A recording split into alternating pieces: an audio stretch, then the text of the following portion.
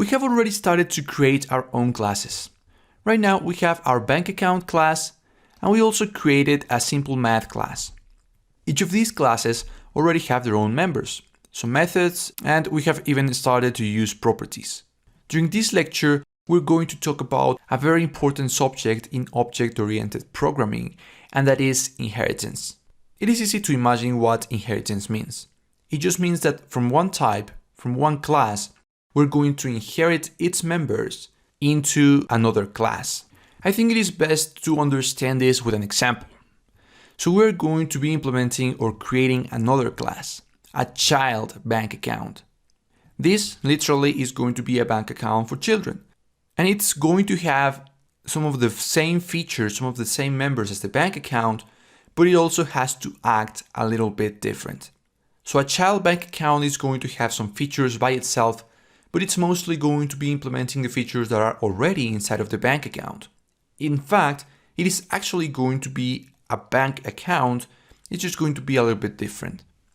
The best way to create a bank account that is going to behave a little bit different is to just create a new class that is going to be inheriting from bank account. So right inside the bank account file, we have right now the bank account class, which may make us assume that the class is the entire file itself. But it is not, because in the same file we can have multiple classes. Right below the bank account class, we can create another class. So we can define a public class that is called child bank account, and that is going to inherit from bank account. This is how you define inheritance, and of course the class has to have its body inside of these brackets. And just as easy, we have created a class that now inherits from another, just by this notation, colon, and the name of the class that we are going to be inheriting from. Now right now we have one small issue in here. And the reason for this error is that we don't have a parameterless constructor. We have a constructor that requires two arguments. And right now on the child bank account, we only have a parameterless constructor. Remember that by default, without even defining it, there is a parameterless constructor. So we're trying to create a child bank account without parameters, while its base class or its parent is requiring a couple of parameters. The way to solve this is to simply create a constructor that does request a couple of members. In this case, it can be the exact same thing, which is float, balance, and string owner. And when the child bank account is created with this, it should do the exact same thing as a bank account. Now there is a very cool notation in C# that you can use to say that the constructor for the child class is going to do the same thing as the constructor for the base class. And that is, after the definition of the constructor, write colon, write base, which refers to the base class, in this case bank account, and in parentheses pass balance and pass owner. What this notation is doing is creating a constructor for the child class, the child bank account, and establishing that what it is going to do is call the constructor for the base class and pass the same parameters. In this case, the base class is the bank account, and it's passing the balance and the owner, just like the bank account's constructor is requesting.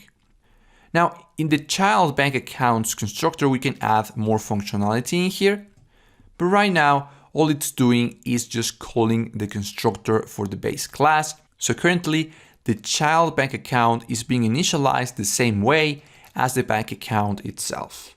So now the definition for our child class, our child bank account class, is complete. It is inheriting from another account, and it has implemented the constructor that we needed. Now this implementation was only necessary because we didn't have a parameterless constructor. The constructor that we had requested a couple of parameters. And because of that, we needed to request the same parameters at least from the child bank account. And I say at least because I could be requesting some other things. For example, I could create a string that is parent. Because this is a child bank account, we may request a parent. And to the base class, we're only going to be passing the balance and the owner because that is everything the bank account is requesting, but the child bank account can request also the parent. And so because we have a parent, we can create a property or a variable that is the parent. This is actually going to be a property. And let me introduce you to an easier way of creating properties inside of Visual Studio. All you have to do is write prop and type tab on your keyboard, and you're going to see that a property is created. All you have to do is set the type, which is going to be in this case a string, and set the name of the property, which is going to be parent. And this is going to be the short definition of an entire property. If you wanted to create the entire property, you can always write prop full and then type tab on your keyboard, and here is the entire definition, just like we had it before. We have the private variable, we have the public property, we have the get that has to return a value, we have a set that has to set the value, but all of this is defined in the short version. The compiler is assuming the entire definition, we're just saving some lines of code in here. And so, now that we have the parent property, we can assign it to what is going to be received through the parent argument. And so now our child bank account still has a balance and an owner because it is inheriting those variables and properties from its parent, the bank account. It still has these two other members, the two add balance methods. It is still assigning the balance and the owner received in the constructor to the corresponding values. But in addition to that, it's also implementing its own functionality. In this case, it has a parent and it's assigning its value to a new variable that is being received through the constructor. The constructor now receives three values, the two values that are required by its father, and as third value required by this child class. It's passing the first two values to the base class to do the exact same thing that the base class does, and then it's adding its own functionality. Now let's go ahead and test this back in the program file. And we have the program class and we have the main method, and right now we have two bank accounts.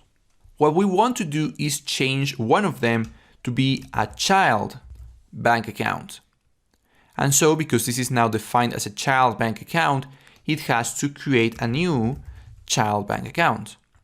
And because this is now using the constructor for the child bank account, it's requesting not only the balance and the owner, but also the parent. And for the parent, we can pass another string, which is going to be Jane Doe. Now notice that the bank account 2 still has access to the add balance method. And in fact, not only does it have access to one of them, it has access to both of the overloads. If we want to access the bank account 2, notice that it also has the balance, the parent, and the add balance method. So the child bank account should pretty much do the same thing than the bank account, the parent bank account, at least so far. Let's go ahead and test this out and see if it really is doing the same thing. Even when we don't have an add balance method defined inside of the child bank account, this method is being inherited from its parent. And so when we call it, we see the exact same result. Now, there is a lot more to inheritance than what we have covered. One of the things that we can do with inheritance is method overloading, and we're going to take a look at that in the next lecture.